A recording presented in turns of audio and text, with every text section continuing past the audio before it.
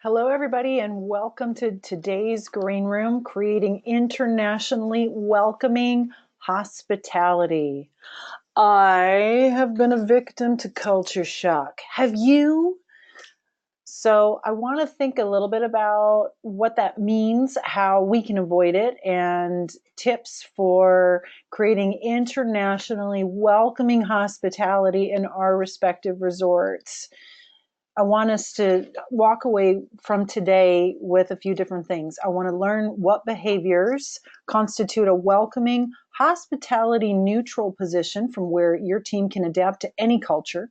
Learn some key do's and don'ts of international guests that you frequently host, and get a complete guide to tips for over 30 countries. So this is coming your way after today's webinar. I think you'll enjoy that.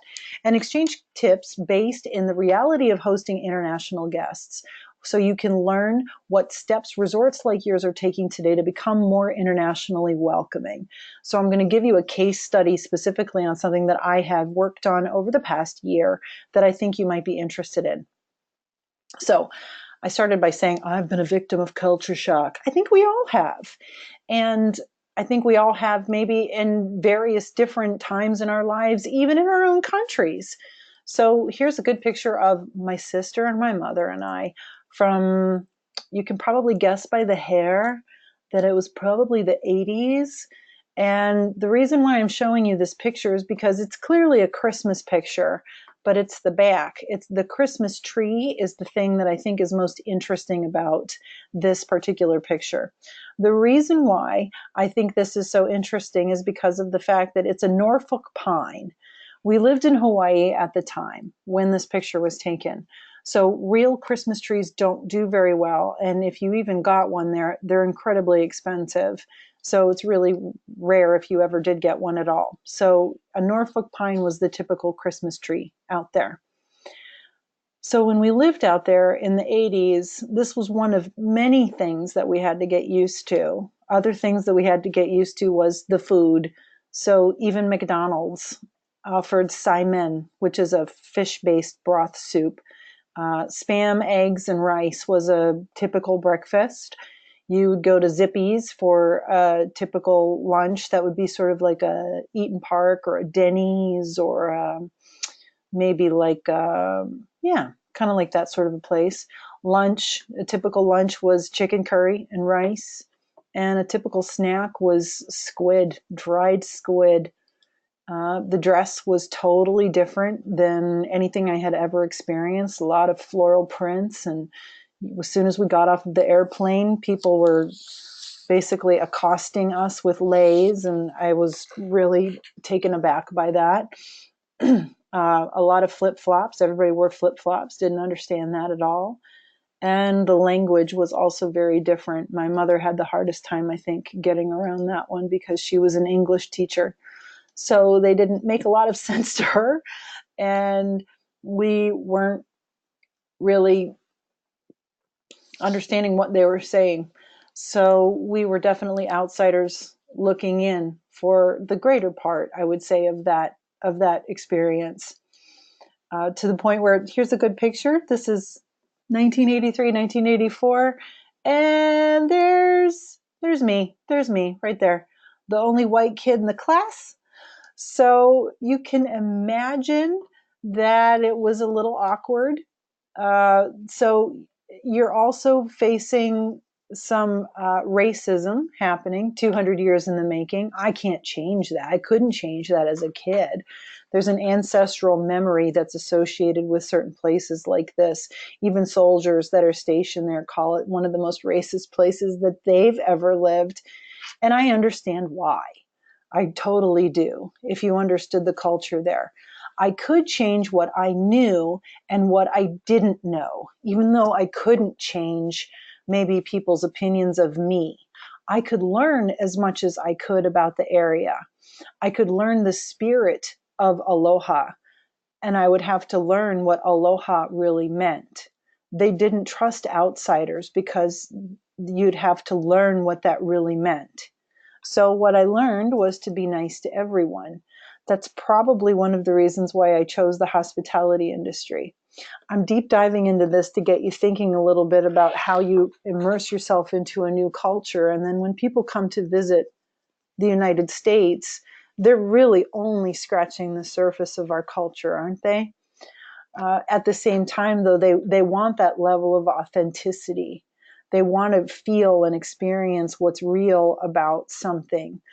And so I want to get us thinking about how we can start that and how we can give them something that truly is authentic when they come to visit us, but how we can also meet them a little bit to welcome them into our culture. And there is a real benefit to us. Travel and tourism generated last year, according to ustravel.org, $7.6 trillion, or 10.2% of global GDP, and 292 million jobs. And this was only in 2016. That's equivalent to 1 in 10 jobs in the global economy. Now, if you look then at the travel industry impact in 2018, that has even changed, $1.1 trillion in traveler spending alone. So I'm going to include this with all green room materials that come out. This was a great U.S. travel answer sheet that came out from the U.S. Travel Association. So in 2018, traveler spending was $1.1 trillion. That's direct spending, so we're not talking GDP. Generated a total of $2.5 trillion in economic output, supported a total of 15.7 million American jobs. So that's what they're saying. So these numbers don't totally jive, but different organizations slice and dice numbers a little differently. But these are hard numbers that show you the benefits. Also, if you take a look, according to Forbes and Statista, the United States stands to benefit the most from tourism, far and away. So there are a lot of benefits associated with being able to welcome international guests, and every single one of you hosts international guests. So think about it. Think about how respecting cultural differences creates comfort, but also how respecting cultural differences is just practical business. It makes business sense for every single one of you. So there is a dollar value attached to handling a situation like this. What restaurant do you recommend? How are the schools there? Can you tell me how to get to the nearest temple? Situations like this, you're the manager of a restaurant.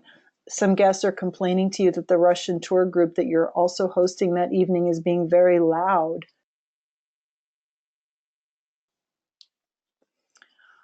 And you work at a front desk in your resort. It's past 11 p.m. and a Chinese family approaches you.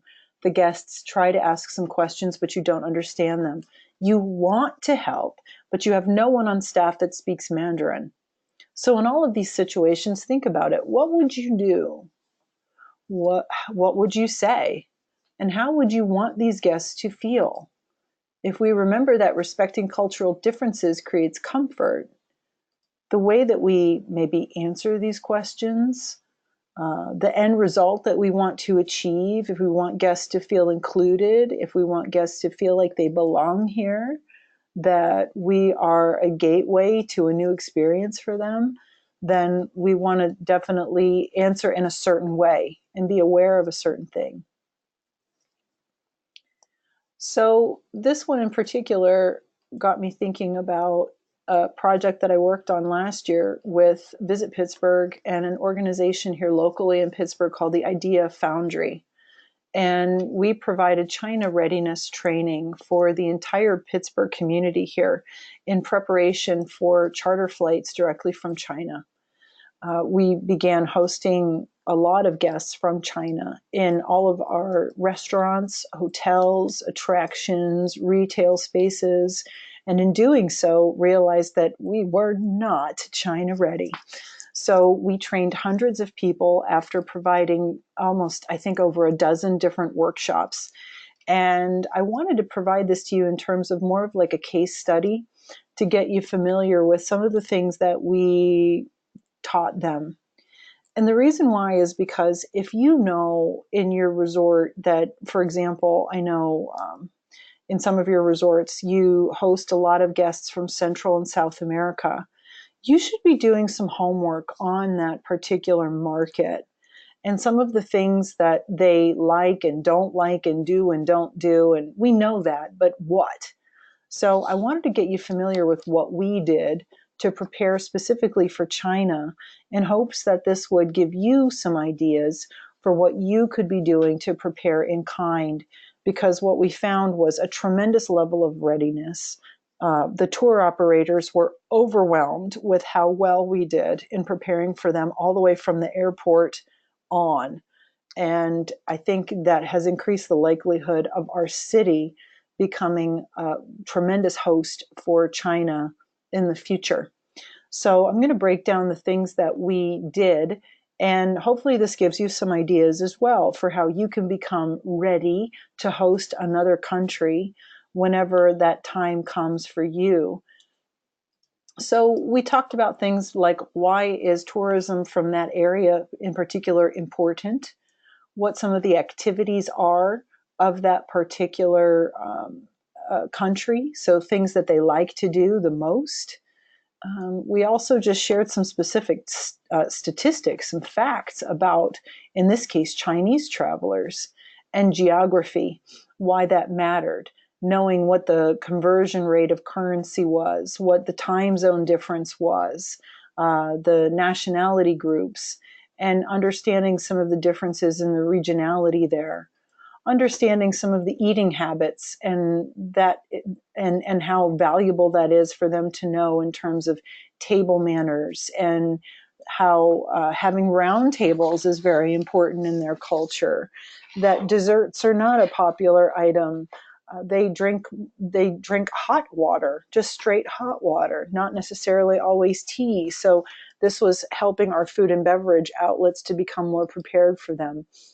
Being more aware of religion and philosophy allowed us the opportunity to anticipate more where some values perhaps might be coming from.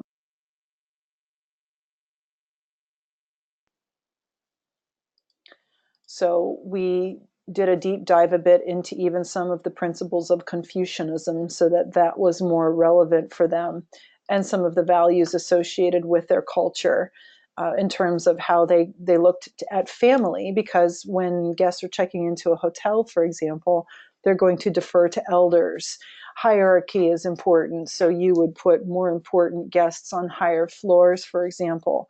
These are things that are important in Chinese culture that may not be as important in other cultures, but being aware of it was giving this entire group a very big leg up. Obviously, the Chinese calendar, knowing the lunar calendar cycle, was a big deal for this group as well. Knowing the characteristics of that year, because it affects travel. Knowing that helps to be able to anticipate why that guest might be traveling and what, from a celebratory standpoint, they might be buying as well. These holidays in China are a big deal there, which means they're traveling during those holidays. So you might see a spike of travelers during a time that you might not see American travel as much. So that helped to change maybe some perceptions a bit in terms of how they're traveling and why they're traveling, as same with group travelers as well. We also work to dispel some misconceptions about Chinese travelers being perhaps seen as rude, and the reality is that they're not. They're just more reserved. So we were able to talk about that a little bit and talk about things to expect and not expect in terms of money matters, specifically things they look for with social media. They don't have Facebook. So that was important for them to know. And then we gave them some simple words and phrases in Mandarin. So they knew how to say hello and welcome and huanying, for example, for welcome. So that way they could say some very basic things, and understanding the conventions of naming in those languages. And also giving them some of the conventions of symbolism. where that may not be as prevalent in other cultures, but it's very prevalent in Chinese culture. And then finally, we gave some best practices as they relate to hotels, restaurants, attractions, and retail. If these things are of interest to you and your organization because you know that you're hosting a lot of guests from China, please do let me know. I'd be more than happy to share some of our key findings. Things in particular for hotels, for example, just knowing that they like to have a mat by the side of the bed to put their feet on before they go to sleep. That allowed them to host those guests in a different way. Being able to know that there are lucky and unlucky numbers in Chinese culture, so avoid rooming Chinese guests on certain floors. Again, putting more important in their hierarchy, more important guests on higher floors is a bigger deal in their culture. So these are some of the best practices that they were able to institute. In restaurants, knowing that 92% of Chinese have some level of lactose intolerant allows them to adjust their menus accordingly, and that they don't have sweet desserts as much. Fruit is considered more of a dessert. Tea is a primary beverage. They drink more beer than alcohol, and they prefer round tables. These are things that help restaurants anticipate being able to host Chinese guests. And then in turn, some things for attractions as well as for retail.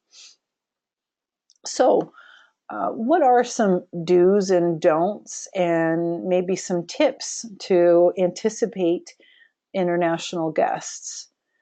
Well, I think let's start with some of the do's here. So some of the tips that we originally discovered, or I have discovered in my experience now after providing training in the international space now for about 12 years. Do try. Effort matters. Be curious about guests.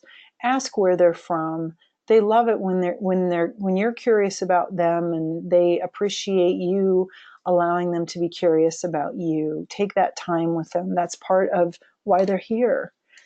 Anticipate and research what countries you are going to be hosting. Take the time to do it. It pays off.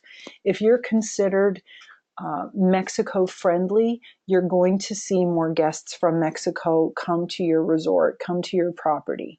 So the more you do that, the more it happens. The less you do that, the easier it is for that guest to say when times are good, maybe I'll go somewhere else. So this is what it means to be really friendly, not just in the moment friendly. Anticipate food and beverage preferences.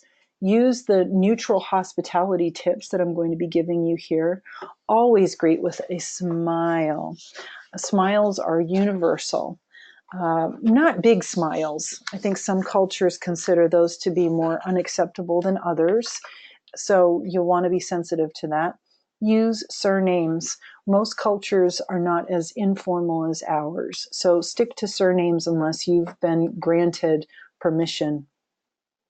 Do check for holidays that might coincide with those primary markets that you serve, and attempt to know a few basic words in your guest languages. You're not expected to be proficient, but do try. If you do have a bilingual staff member on your team, that's wonderful, but you don't have to have that. If you're doing more and more business in that market, you should. Don'ts. Don't close early. Keep your front desks and your restaurants open later. Many cultures, they have dinner at 10 o'clock. So why would you close at 9 o'clock? That's ridiculous. Stay open. Give standard amenities. Don't do that. Some standard amenities are insulting. And in many Middle Eastern countries, alcohol is considered taboo. So you wouldn't give a standard bottle of wine, for example. Don't be impatient, even if you don't understand. That's a way of losing face, and that's a big way to offend other cultures. Don't hand guests off to other staff members unless there's a problem. It really makes you look bad, and it's another way that you can offend other cultures.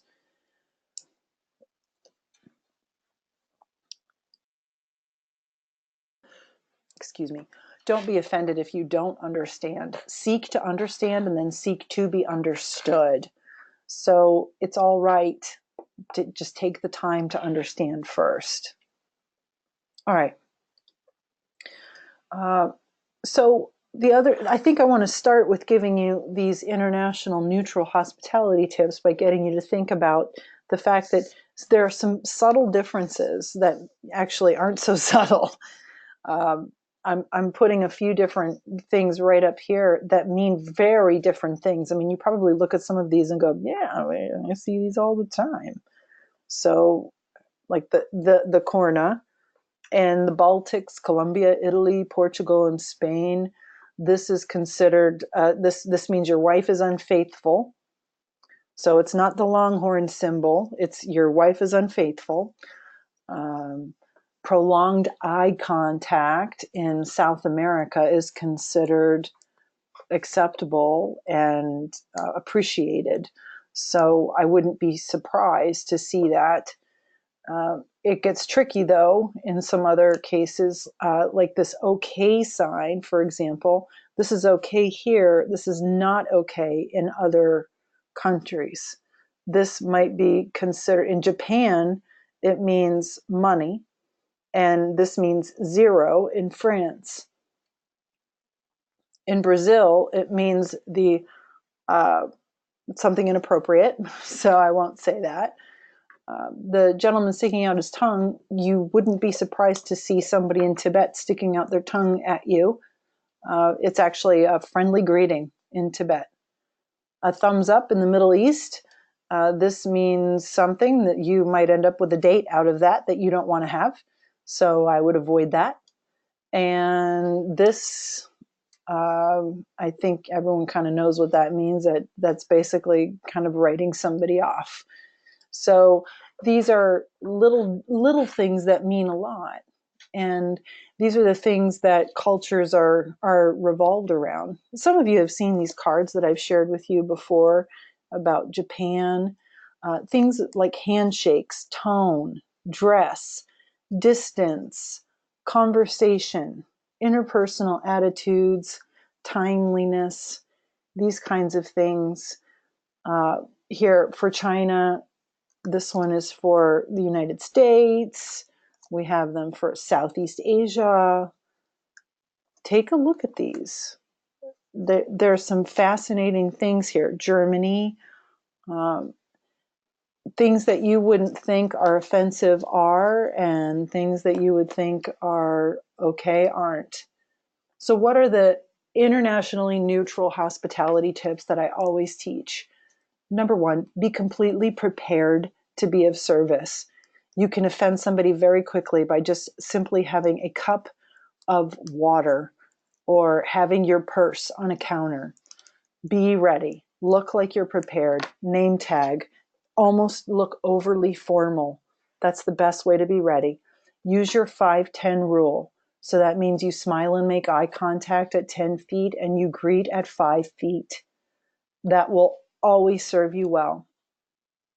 Accommodate requests and estimate fulfillment within 5 minutes of that request. The time orientation here is what is so key. The reason being is that in some cultures, 5 minutes is considered exacting, and in other cultures, 5 minutes is, well, whenever you get to it. And in other cultures, it's almost like it's a goal to get to under 5 minutes. So if you're always making sure that you are estimating an amount of time, you're becoming more internationally neutral. That's why this is important. Number 4, build rapport with guests. If your initial welcome is met with a conversational demeanor, so open that conversation, see where it goes. You'll find that South Americans and Australians, they'll typically want to engage in conversation with you. Other cultures may be more reserved. It doesn't mean they don't want to. It just means it might take some more time. And then number 5, before concluding conversations, guest is verbally offered additional assistance with the statement relevant to the guest's individual need. I'm also going to share with you in the follow-up notes for today a whole list of 5-star service tips. So that way these can be more further detailed for all of you. If you don't have something nice and basic to start with like this, you will after today. So I hope that you will find that valuable.